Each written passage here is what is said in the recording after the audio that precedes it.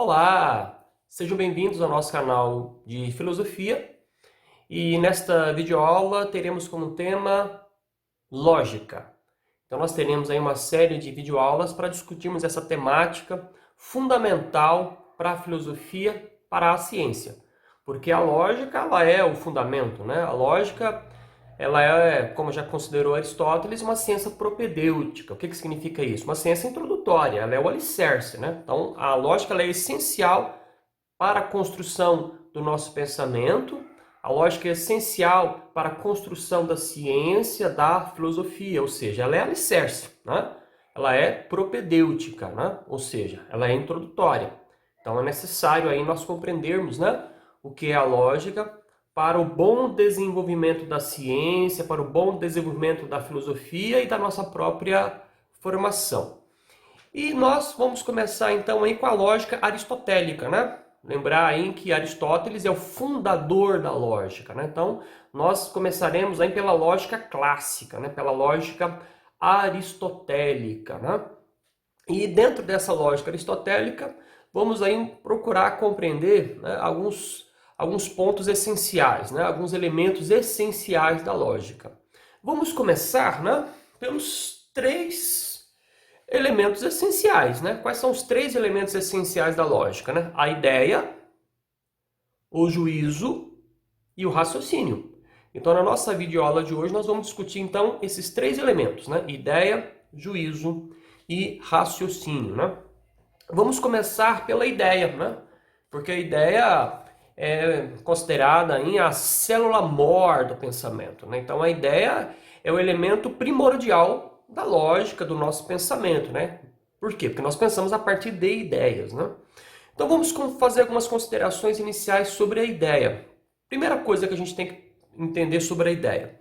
Para Aristóteles, né, ideias são abstrações, né? O que significa dizer isso, né? Então eu vou apresentar para vocês aqui esse objeto. Esse objeto aqui ele é concreto, né? Esse objeto ele tem matéria e tem forma, né? Então é possível aí vocês observarem, né, que esse objeto tem forma, né? E esse objeto ele tem matéria. Agora, olha só, não é esse objeto concreto que está aí no seu cérebro, né? Porque seria um problema muito sério você ter uma caneta aí dentro do seu cérebro. O que está dentro do seu cérebro é a forma, né? Olha só o que eu vou falar agora. Abstração. O que é abstração, né? Abstração é esse processo em que você retira desse objeto concreto a forma. Então, o que aparece aí na sua mente é uma forma, né? Essa forma ela é uma abstração desse objeto concreto que eu estou segurando. Ou seja, esse objeto concreto que eu estou segurando, ele é um composto. Por que ele é um composto? Porque ele tem matéria e ele tem forma, né? A forma é imaterial, né? Agora, para Aristóteles, né, forma e matéria, né, é uma síntese, né? É uma síntese. Agora, para um processo de abstração, eu retiro desse objeto a forma. Então, o que aparece aí na sua mente é uma imagem, né? Então, o que é uma imagem, né? A imagem é uma percepção que é formada por meio dos nossos cinco sentidos, né? Então, a imagem ela é uma representação, né, que é elaborada aí pelo nosso cérebro, né?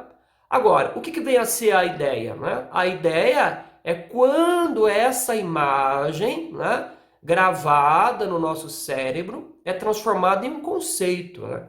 Ou seja, a imagem, né, é a representação sensível, né? Então, só deixar claro isso. A imagem ela é uma representação sensível. Já a ideia, que é formada a partir dessa imagem, a ideia já é uma representação intelectual. Ou seja, a ideia é o nosso entendimento, né? Ou seja, qual que é o entendimento que nós temos desse objeto, né? Esse objeto é uma caneta, é um objeto utilizado para escrever, né? Então isso já é a ideia. Então olha só, as nossas ideias, elas são o quê, né? São imagens que são gravadas em nosso cérebro, né? E essas ideias, né, são o entendimento que nós temos das coisas que percebemos por meio dos nossos cinco sentidos, né? É importante aqui a gente destacar a diferença da posição de Platão em relação a Aristóteles, né? Porque para Aristóteles, o que são as nossas ideias, né? São abstrações que são aí formadas a partir dos nossos cinco sentidos, né?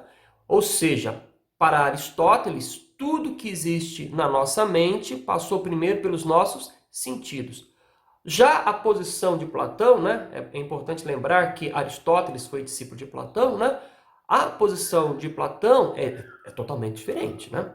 Porque para Platão, as ideias não são formadas por meio dos cinco sentidos, né? Porque o Platão ele vai considerar que as ideias são inatas, né? Platão, né? Ele considera que as ideias são inatas, né? Então, o Platão ele faz parte do que nós chamamos de inatismo filosófico, né? Quais são os filósofos aí que nós podemos citar agora que fazem parte do inatismo filosófico? Nós temos o Platão, que é um filósofo grego aí, né?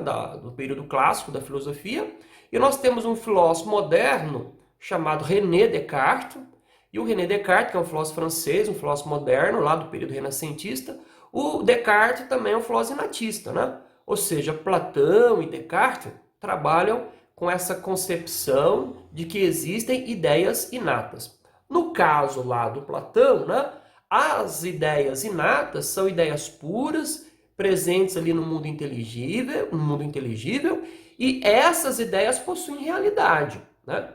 Segundo Platão, o mundo concreto, que ele vai chamar de mundo sensível, esse mundo é ilusório, não é real, não tem realidade as coisas concretas, né? Então as coisas concretas para Platão não são reais, né? Segundo Platão, né, esse objeto que eu estou aqui segurando, essa caneta, é uma cópia imperfeita das ideias que são perfeitas, né? Ideias que estão ali presentes no plano inteligível. O Platão, ele é chamado aí de realista exagerado. Por que realista exagerado? Porque o Platão considera que apenas as ideias são reais, né, e as coisas sensíveis não são reais. As coisas sensíveis são apenas cópias das ideias que são reais e perfeitas. Já o Aristóteles, discípulo de Platão, o Aristóteles já vai considerar que as ideias são reais e as coisas sensíveis também são reais. Então, olha só, para Aristóteles, a ideia tem realidade. Mas aquilo que eu percebo por meio dos meus cinco sentidos também é real. Por isso que o Aristóteles é chamado de realista moderado. Então, nós temos o Platão, um realista exagerado, que considera que as ideias não são formadas por meio dos sentidos e que essas ideias são eternas, puras, inteligíveis. E segundo Platão, essa ideia eterna, pura, perfeita, real, é que vai dar origem às coisas sensíveis, né? Às coisas concretas. Já o Aristóteles tem uma posição totalmente contrária, né? Ou seja, as nossas ideias são abstrações, né, que são formadas aí por meio dos nossos cinco sentidos, né? Então Aristóteles ele vai entender a ideia como uma abstração, né? E essa ideia ela possui realidade, né? E as coisas sensíveis também possuem realidade. Por isso nós classificamos o Aristóteles como um filósofo realista moderado. Então, fazendo essa distinção entre Platão e Aristóteles, né, a gente prossegue então com a nossa aula, lembrando que para Aristóteles, tudo que existe na nossa mente passou primeiro pelos nossos sentidos, né? Então, a ideia é uma representação intelectual dos objetos, né? Então, a ideia tem a sua fonte de origem. Qual é a fonte de origem das ideias segundo Aristóteles? Os cinco sentidos, né? É por meio da experiência, né? Então as nossas ideias são empíricas, né? O que significa essa palavra empírica, né? É uma palavra que vem do grego, né? Empiria, né? E empiria aí no nosso português é a experiência, né? Então o conhecimento empírico é o conhecimento que é formado por meio dos sentidos, né? Olha só o nome que eu vou utilizar agora, o conceito que eu vou utilizar agora, indução, né? Então, olha só, esse conceito é fundamental, hein? Indução. Indução é todo conhecimento que tem como base os cinco sentidos, né? Então, a indução é aquele conhecimento que se inicia no campo particular, né? Por que campo particular? Porque o mundo sensível, né? As coisas concretas, elas são particulares, né? Então, olha só, vou apresentar aqui para vocês, né, alguns conceitos que são fundamentais, né? Olha só, nós temos o indivíduo, que é singular, Nós temos a parte, que é particular, e nós temos o todo, que é universal, né? Então, olha só. O que é a indução? A indução é esse conhecimento que se inicia aí no indivíduo singular, no particular, e por um processo de abstração a gente chega lá no universal. Então, olha só, nós temos três tipos de ideias, né? Nós temos ideias que são singulares, ideias que são particulares e ideias que são universais, né? Ideias singulares, ideias particulares, ideias universais. Então, uma ideia singular é aquela ideia que se aplica a um único indivíduo. Uma ideia particular é aquela ideia que se aplica, por exemplo, a uma parte, né? Então, vamos imaginar Mauro, né? Existem ideias que se aplicam apenas a Mauro. Agora, eu pertenço à espécie humana, né? Então, a espécie humana é uma parte do reino animal, né? Lembrar que nós, humanos, também somos animais, né? Então, a espécie humana é uma parte desse gênero animal, né? Desse gênero animal. Já o gênero animal, ele já é universal, né? Então, já é uma ideia universal, né? Animal, né? Já é um conjunto maior, né? Um conjunto maior, e esse conjunto maior, ele é universal. Então, quando eu falo animal, já é uma ideia universal.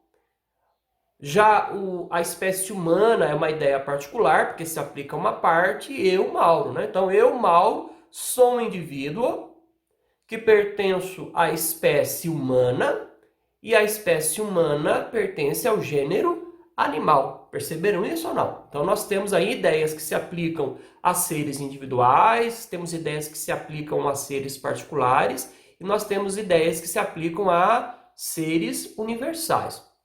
Lembrar, então, que a ideia é mental, né? A ideia está presente na nossa mente e a sua origem se dá ali, né, nos cinco sentidos. Agora, presta atenção nisso. Quando eu expresso verbalmente a minha ideia, ela é um termo. Então, o que vem a ser o termo? O termo é a expressão verbal da ideia. Então, o termo é a expressão verbal da ideia. Lembra que eu havia dito agora há pouco que nós temos três níveis de ideias, né? Singulares, particulares e universais? Então, se o termo é a expressão da ideia, então nós temos termo que é singular, termo que é particular e termo que é universal. Então, na lógica, nós simbolizamos o termo da seguinte forma, né? Existe lá o T maiúsculo. Né? O T maiúsculo se refere ao termo universal. Né? Então, esse T maiúsculo, né, é o chamado termo maior. Né? E esse termo maior refere-se, então, né, a esse termo universal. Né? E esse termo universal é a expressão da ideia universal. E nós temos também, em lógica, o termo médio. Né? O termo médio ele é simbolizado pela letra M maiúscula, né? E esse M maiúsculo aí, né? Esse M maiúsculo é o termo médio, é a ideia particular. E nós temos o T minúsculo. O T minúsculo é o termo menor. Então, em lógica, nós iremos trabalhar com esses termos, né? O termo maior, o termo médio e o termo menor, né? Nós representamos aí simbolicamente como T maiúsculo, M maiúsculo e o T minúsculo. Então, o T maiúsculo refere-se ao universal, o M maiúsculo ao termo médio particular, né? E o T minúsculo refere-se ao termo menor, que é singular. Então, presta atenção, né? Porque a lógica, né? Um dos pressupostos da lógica é o processo de classificação. Então, nós temos que saber classificar o que é menor, o que é médio e o que é maior, né? Então, olha só, ficou claro, então, esse elemento essencial da lógica, que é a ideia, e a sua expressão verbal, né, que é o termo, né? Então, o termo é a expressão verbal, ou escrito, ou oral, né? É o termo, né? Então, ficou claro isso, né? E agora, e o juízo? Né? O juízo é quando eu tenho duas ideias ligadas por aquilo que Aristóteles vai chamar de cópula, né? Cópula, que na gramática nós chamamos aí de verbo de ligação, né? Então eu tenho, por exemplo, lá, homem, animal, né? Então o homem é um termo médio, né? É uma ideia média, é uma ideia particular. Animal já é uma ideia universal, né? Animal já é um gênero universal. Olha só, homem é animal. Esse é aí, ó, é uma cópula, né? Um verbo de ligação lá na gramática, mas que em lógica nós chamamos de cópula, né? Então, quando eu digo que o homem é animal, isso é um juízo. Fica claro? Quando eu falo que Mauro é homem, né? Então nós temos aí Mauro, é um termo, né? É uma ideia, né? Homem é um termo, né? Lembrar que termo é a expressão da ideia. Mauro é homem. Então isso é um juízo, né? É um juízo, né? Quando eu digo então que esta caneta é azul, né? Então caneta é um termo, azul é um termo, então caneta é azul. Então isso é um juízo. Agora, o juízo é mental. O juízo é um processo mental, né? O juízo é um processo mental. A expressão verbal do juízo recebe o nome de proposição. Proposição. Não confunda proposição com preposição, tá? É proposição, né? Proposição. Então, o que vem a ser a proposição? A proposição é a expressão verbal do juízo. A proposição ela pode ser chamada também de sentença, né? Então, vamos lembrar lá num julgamento, né? Quando um juiz expressa o seguinte julgamento, né? O réu é inocente, né? Então nós temos o réu, que é o sujeito, né? Inocente é o predicado, e nós temos aí a cópula, que é o verbo de ligação, né? O réu é inocente, né? Então quando ele expressa esse seu juízo, nós temos então a sentença, né? Então essa sentença é uma proposição, né? Pois bem, nós já vimos aí, né? Dos três elementos essenciais da lógica, né? Nós já vimos ideia, juízo e iremos ver agora, né, o raciocínio, né? Então, dos três elementos essenciais, nós já vimos dois. Vamos agora ao terceiro, que é o raciocínio. Então, vamos recapitular um pouco, né? Então, o que é a ideia? É uma representação intelectual do objeto. O que é o juízo, né? É a ligação de duas ideias. E o raciocínio? O que vem a ser o raciocínio? O raciocínio é uma ligação de juízos. Essa ligação de juízos também é chamado de silogismo, né? Então, o raciocínio, ele é um silogismo. Depois, nas próximas videoaulas, a gente vai aprender ainda, né, a construir silogismos ou raciocínios conforme as regras que o Aristóteles estabeleceu, né? Então, existem leis, regras, normas, né, para a construção de raciocínios, né, ou silogismos, né? Então, olha só, vamos aqui construir um raciocínio, né, só para a gente entender, primeiramente, o que vem a ser um raciocínio. Então, quando eu digo lá, né, que todos os brasileiros são humanos, né? Todos os brasileiros são humanos. Isso é um juízo. Aí eu digo, todos os paulistas são brasileiros. Isso é um juízo. E aí eu concluo dizendo que todos os paulistas são humanos. Então, olha só, eu tenho aí três juízos ligados, né? Então, eu tenho lá, né, o primeiro juízo aí que eu coloquei, né? Todos os brasileiros são humanos. Depois, eu coloquei um outro juízo. Todos os paulistas são brasileiros. Logo, todos os paulistas são humanos. Então, isso é um raciocínio, né, que o Aristóteles chama de silogismo. Presta atenção. A expressão verbal do raciocínio ou do silogismo é a argumentação. É a argumentação. Então, argumentar é expressar verbalmente os nossos raciocínios ou os nossos silogismos, né? Então, recapitulando. Qual é a expressão verbal da ideia? O termo. Qual é a expressão verbal do juízo? A proposição. E a expressão verbal do raciocínio é a argumentação. Temos aí, então, os três elementos essenciais da lógica. Termo, proposição, argumentação. Portanto, aprender lógica é aprender a argumentar. né? E a argumentação, ela possui regras, ela possui princípios, ela possui normas, né? Então, só para deixar claro isso, né? Se a argumentação é a expressão verbal do raciocínio, nós temos que entender que o raciocínio é um pensamento, né? Raciocinar é pensar. Agora, se raciocinar é pensar, eu não posso dizer que todo pensamento é um raciocínio. Ou seja, olha só, todo raciocínio é um pensamento, mas nem todo pensamento é um raciocínio. Porque as pessoas elas podem pensar de forma irracional. Pensar de forma irracional é, portanto, não raciocinar. Ora, se a pessoa expressa verbalmente o seu pensamento irracional, se ela expressa verbalmente o seu pensamento irracional, a expressão desse pensamento irracional não é uma argumentação.